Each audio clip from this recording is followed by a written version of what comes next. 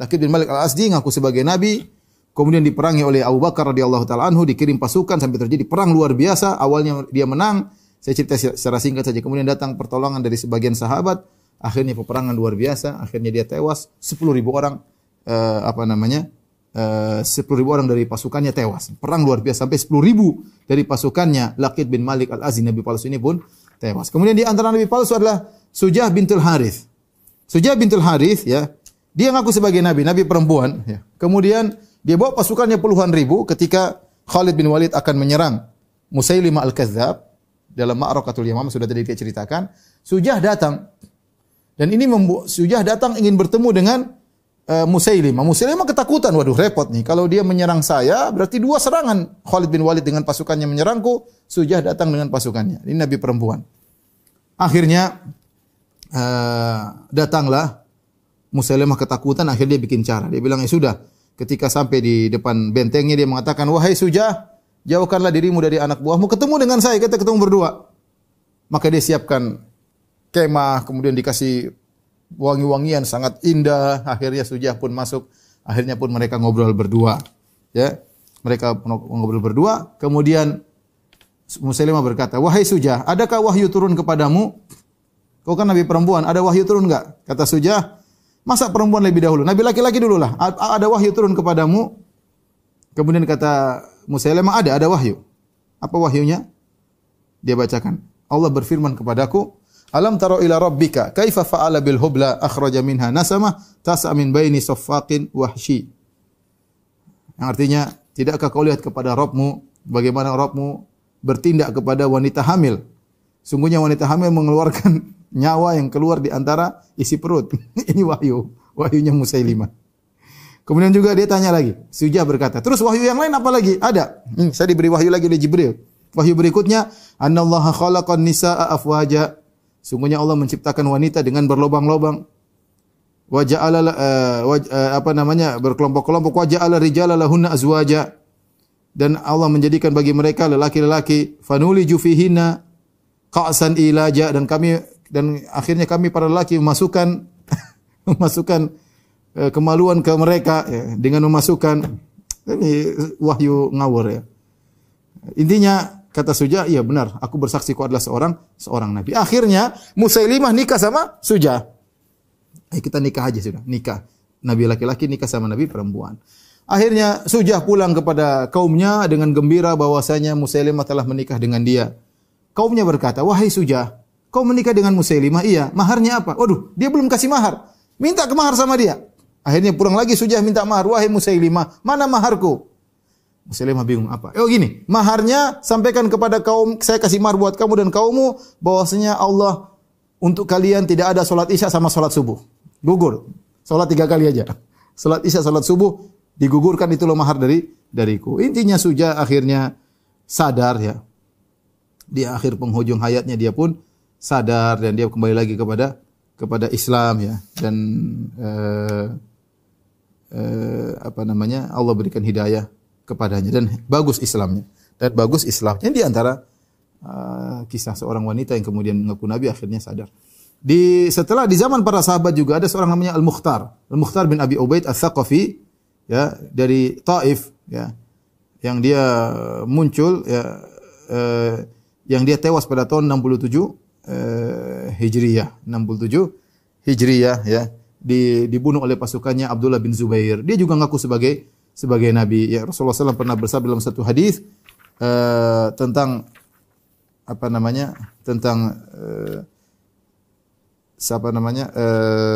dua orang yang berbahaya dari Tsaqif, kata Nabi, yakhruju min Tsaqif kadzdzabun wa mubir.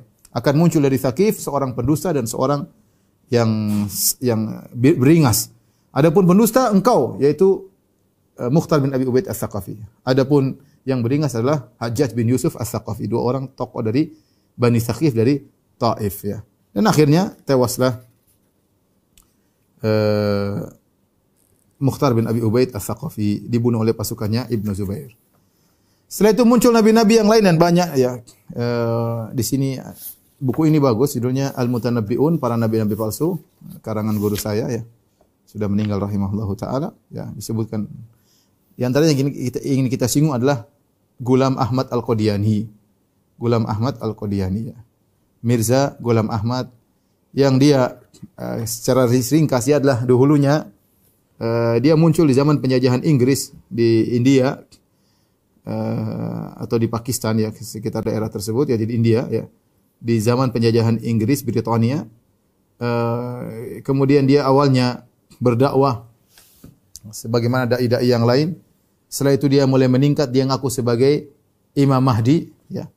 Ngaku sebagai Imam Mahdi. Setelah itu kemudian dia meningkat, dia ngaku sebagai nabi. Dia ngaku sebagai nabi, ya. Dan dia memiliki akhlak yang sangat buruk, ya. Suka mencaci maki, mencela sampai kata-kata yang sangat kotor ketika berhadapan dengan orang yang menyelisih dia. Sehingga terjadi perdebatan, ya. Banyak ulama yang membantahnya, ya. Banyak ulama yang membantahnya, ya. Di antaranya Sanaullah Al-Ghaznawi kalau tidak salah. Sanaullah Al-Ghaznawi salah seorang ulama dari Ahlul Hadis, ya. Kemudian sampai terjadi mubahalah antara dia dengan Mirza Ghulam Ahmad, ya. Kemudian dia menyampaikan bahwasanya siapa di antara kita yang salah maka akan meninggal sebelum mati yang lainnya. Dan akhirnya dia meninggal. Dan dia sering tanabba, dia sering mengatakan telah datang wahyu kepadaku, telah datang wahyu kepadaku. Di antara ceramah yang bagus adalah tadi saya baru dengar ceramahnya Hani Thohir atau Thohir Hani di YouTube ada.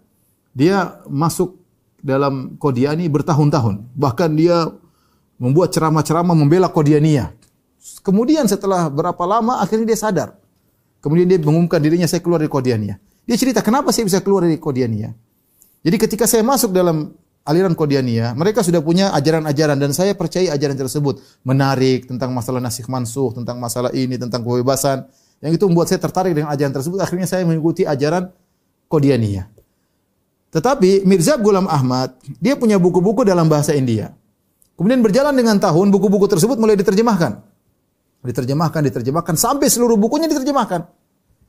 Setelah bukunya semua diterjemahkan, saya mulai belajar langsung dari sang nabi. Kalau tadi kan dari penerjemah, dari perantara, saya baca langsung buku-buku sang nabi. Dan saya mendapati ngaco ini nabi. Apa dia sering meramal yang salah, ya. Dan sampai ini orang, ya, Hani Thohir atau Thohir Hani ini dia sampai membuat ceramah khusus tentang bagaimana ramalan dari Mirza Ghulam Ahmad yang terjadi malah kebalikannya. Jadi sebutkan banyak bukti. Seperti dia mengatakan bahwasanya anakku keempat ini akan hidup dan akan menjadi pewarisku. Dialah yang ditunggu-tunggu jadi Mahdi dan macam-macam. Tahu-tahu anaknya meninggal.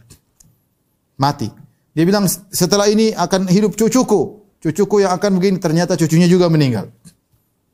Terus dia bilang menjelang dia mati, Allah telah beri wahyu kepadaku, aku akan memanjangkan umurmu. Ternyata dia tewas.